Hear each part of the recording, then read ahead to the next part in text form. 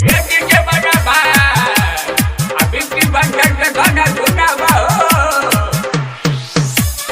by Aryan Alabela, Bihar.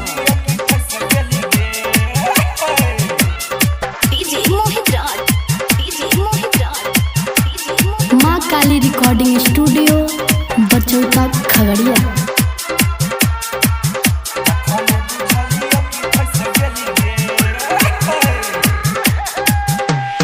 मिलते नजर छोड़ी है से गली के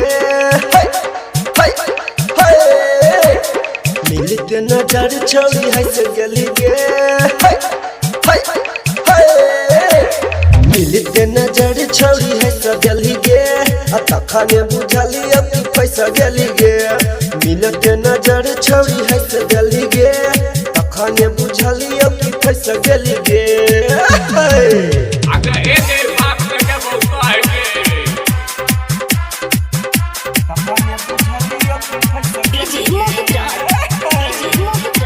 माँ काली रिकॉर्डिंग स्टूडियो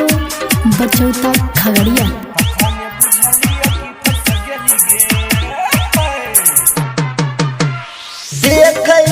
तोर एक के काजल लागे चल जकास गे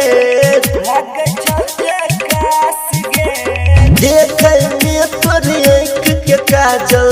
लागे चल जकास गे अजय के खगड़िया इंटर कॉलेज में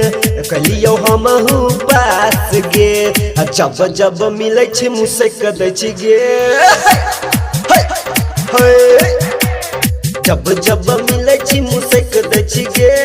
तखन बुझली अब हंस दै छी गे मिलते नजर छोड़ी हंस गेली गे तखन बुझली अब पैसा गेली गे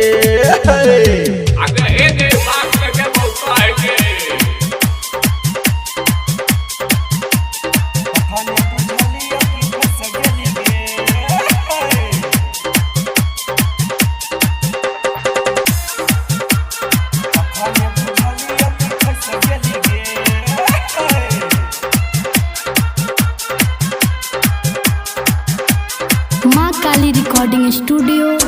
बचौता खगड़िया।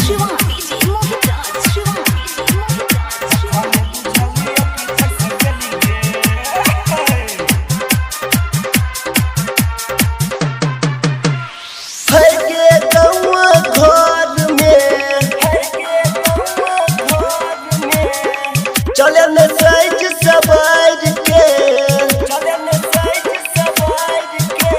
भाई के गौवा घर में चले न साइज सवार के राइटर अरियन प्रमोद के रहिया बिकिया से बैठ के जब जब मिले छी मुझसे कदै छी गे जब जब मिले छी मुझसे कदै छी गे तखन बुझली अब हंस दै छी गे मिलते नजर छोड़ी हंस गेली गे तखन बुझली अब पैसा गेली गे तखन मिलली अब हंस गेली गे तखन बुझली अब पैसा गेली गे